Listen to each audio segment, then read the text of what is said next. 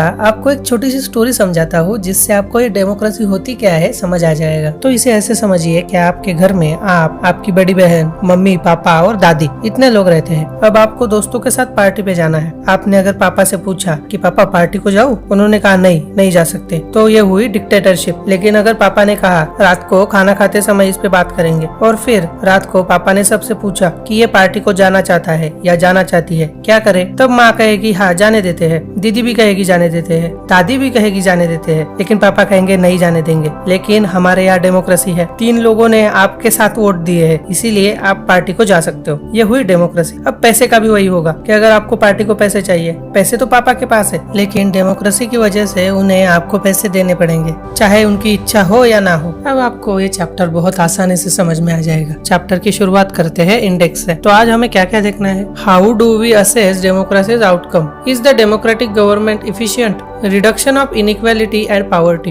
accommodation of social diversity, democracy, its examination never gets over। Democracy के बारे में एक बात आपको क्लियर कर देता हूँ। डेमोक्रेसी बहुत आइडियल और अच्छी लगती है बस कागजों पे, लेकिन उसे कैसे इम्प्लीमेंट किया जाता है उससे वो अच्छी या बुरी साबित होती है। हमारा फर्स्ट पॉइंट है how do we assess democracy's outcomes? Democracy अच्छी है बुरी है, इसके पैरामीटर्स क्या होंगे, ये कैसे देख सकते हैं हम? तो नॉर्मली डेमोक्रेसी हमें क्या क्या देती है? तो डेमोक्रेसी इक्वालिटी प्रोवाइड करती है सिटीजन्स को, चाहे वो गरीब हो, अमीर हो, किसी पिछले जाति का हो या फिर उच्च या बड़े जाति का हो, हर किसी को इक्वालिटी डेमोक्रेसी में मिलती है। इसी के साथ जो कॉन्स्टिट्यूशन होता है वो हर इंडिविजुअल को अपने राइट्स देता है, जिससे कि उसकी इंटीग्रिटी, डिग्निटी बनी रहती है। ये डेमोक्रेसी हमारे क्वालिटी ऑफ डिसीजन मेकिंग की भी इम्पैक्ट करती है। साथ ही हमारे इंसानों में बहुत सारे झगड़े होते रहते हैं छोटी छोटी बातों पे, लेकिन डेमोक्रेसी ये इंश्योर करती है कि ये कॉन्फ्लिक्ट शांति से और समझौते से सॉल्व हो जाए। नेक्स्ट पॉइंट है is the democratic government efficient?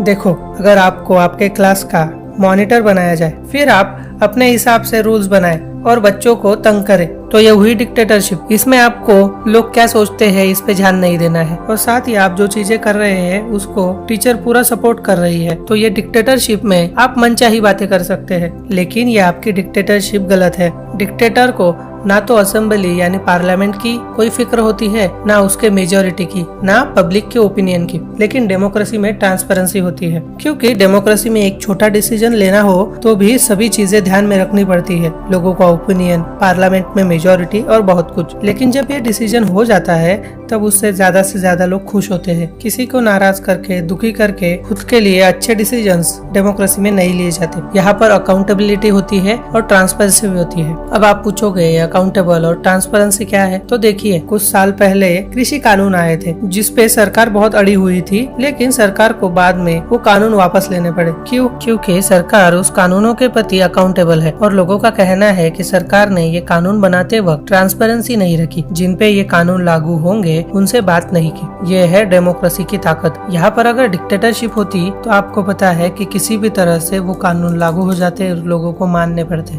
Next point है लेजिटिमेट गवर्नमेंट। लेजिटिमेट गवर्नमेंट होना मतलब क्या? कि वही गवर्नमेंट जो फ्री और रेगुलर इलेक्शन से चुन के आई हो। ये डेमोक्रेसी की बहुत इंपॉर्टेंट चीज है, इलेक्शंस। अगर इलेक्शन ना हुए तो डेमोक्रेसी कोलैप्स हो जाएगी। डेमोक्रेसी से ही हमें पता चलता है कि मेजॉरिटी लोगों को कौन सी सत्ता, कौन सी पार्टी पसंद है और किसे वो चुनना चाहती है। इसीलिए इलेक्शन जरूरी है, वो फ्री और फेयर होने चाहिए। ये बात तो सबसे इम्पोर्टेंट है। अब जब ये लेजिटिमेट गवर्नमेंट होगी तब लॉज बनेंगे, और वो लॉ सबको मानने पड़ेंगे, क्योंकि जो लॉज बनाए गए हैं वो उन्हीं लोगों ने बनाए हैं जिन्हें हमने, मतलब इंडिया के लोगों ने चुनकर पार्लियामेंट में भेजा है। अब कई बार ऐसा भी होता है कि गवर्नमेंट कुछ ऐसे कानून बनाती है जो लोगों को पसंद नहीं आते, जैसे हमने अभी ऊपर देखा। तब लोग प्रोटेस्ट करते हैं। ये एक वे हुआ गवर्नमेंट को अपोज करने का, लेकिन उसी के साथ उन कानूनों को जुडिशियरी में चैलेंज करना भी एक वे है अपना विरोध दिखाने का, और इससे जुडिशियरी चेक करती है कि ये कानून कॉन्स्टिट्यूशन के खिलाफ है या नहीं। अगर वो कॉन्स्टिट्यूशन के खिलाफ होंगे तो उसे कैंसिल करना जुडिशियरी का काम है। अब देखते हैं economic growth and development. Democracy में इकोनॉमिक ग्रोथ कैसे हुई और डेवलपमेंट कैसे हुई? तो ऐसा माना जाता है, ऐसे रिकॉर्ड्स है कि 1950 से 2000 तक डिक्टेटरशिप में डेमोक्रेसी से थोड़ी ज्यादा ग्रोथ हुई थी। लेकिन आप ये बात समझ लीजिए कि चाइना के इकोनॉमिक ग्रोथ में और इंडिया के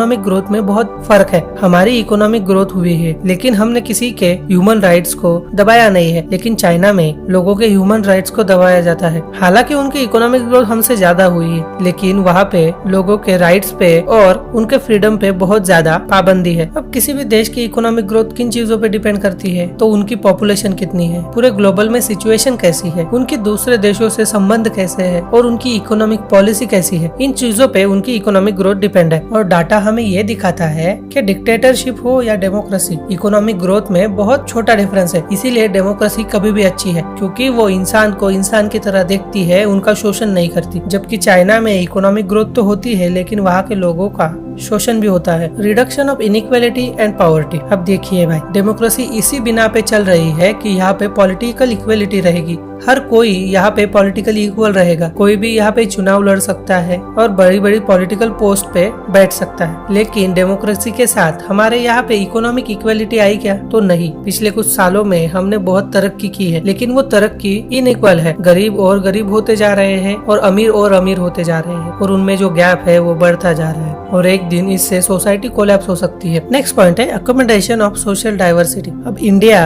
और डाइवर्सिटी ये एक जैसी चीजें हैं। इंडिया में हर किस्म के लोग हैं, हर जाति के, हर समाज के, हर वर्ग के लोग हैं, एक साथ रह रहे हैं और ये मुमकिन हो पाया है हमारे कॉन्स्टिट्यूशन और हमारे डेमोक्रेसी की वजह से। ऐसा नहीं कि सब अच्छा चल रहा है, कॉन्फ्लिक्ट होते हैं इंडिया में भी लेकिन संभल जाते हैं हमारे कॉन्स्टिट्यूशन, लॉज और हमारे डेमोक्रेसी की वजह से। Dignity and freedom of citizens. Her democracy का एक कॉन्स्टिट्यूशन होता है। जैसे हमारा कॉन्स्टिट्यूशन वर्ल्ड का सबसे बड़ा कॉन्स्टिट्यूशन है और इस कॉन्स्टिट्यूशन में क्लियरली लिखे हुए हैं हमारे राइट्स और डिग्निटीज, साथ में हमारे ड्यूटीज भी है। और अलग अलग देशों के डेमोक्रेसी में ऐसे कानून बनाए गए हैं कि हर इंसान को अपनी एक फ्रीडम है। हमारा लास्ट पॉइंट है democracy, its examination never gets over. तो ये बात सही है, हमारे डेमोक्रेसी के एग्जामिनेशन मतलब उसे क्रॉस चेक करना, उस पर डिमांड करना कभी खत्म नहीं होता। मतलब देखो डेमोक्रेसी में कैसे होता है कि अगर आपको अच्छी रोड मिल गई तो आप कहोगे कि हमें अच्छा अस्पताल चाहिए, अच्छा अस्पताल मिल गया तो हम चाहेंगे कि अच्छा स्कूल मिल जाए, अच्छा स्कूल मिल गया तो हम चाहेंगे कि हमें अच्छा इनकम मिलना चाहिए। तो डेमोक्रेसी हर बार सरकार से डिमांड करती रहती है उनके वेलफेयर के लिए और जो अच्छी चीज है